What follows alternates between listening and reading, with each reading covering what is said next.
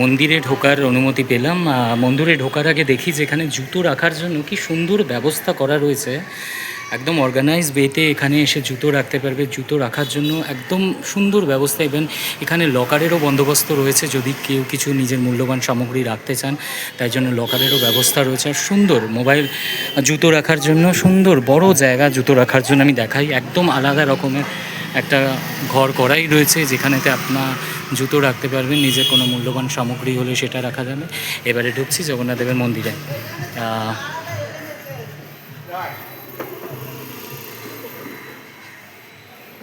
কি সুবৃহৎ মন্দির! এটা রিনোভেশন হয়েছে অ্যাকচুয়ালি, আগে এরকম ছিল না। যদিও মন্দিরটা আগে ছোট মন্দির ছিল, কিন্তু রিনোভেশন হওয়ার পর এটা এখানে এসে দাঁড়িয়েছে। বিশাল বিশাল মন্দির ভেতরেতে, ওয়েট করার জায়গা, সামনে রথের দড়ি রাখা রয়েছে যেটা রথের সঙ্গে সংযোগ করা হবে। মন্দির প্রাঙ্গণ ঘুরে দেখাই একবার শুধু।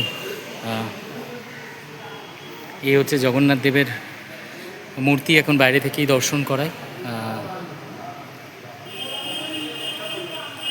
জগন্নাথ দেবের সমস্ত ভোগের জিনিসপত্র সমস্ত ধোয়া মোছা হচ্ছে।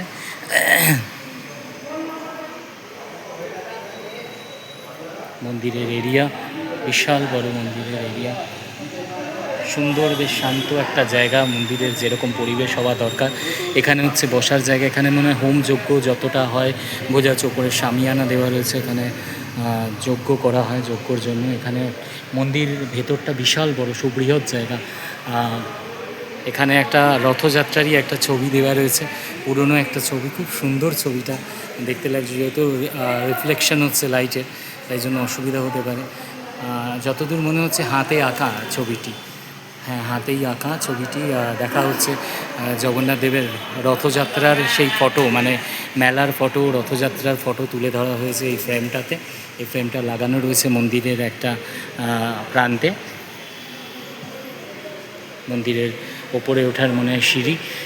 বুঝতে পারবো কোন দিকটা দিয়ে অ্যাকচুয়ালি জগন্নাথ দেবকে দেখতে পাওয়া যাবে, তার কাছে যাওয়া যাবে সেটা জানি না। এটা হচ্ছে সেই আমরা প্রত্যেকটা জগন্নাথ মন্দিরেই আমি দেখছি এরকম একটা জিনিস, যেটা এর আগেতেও আমি যখন দীঘাতে গেছিলাম জগন্নাথ মন্দির দর্শন করতে, তখনও দেখেছিলাম।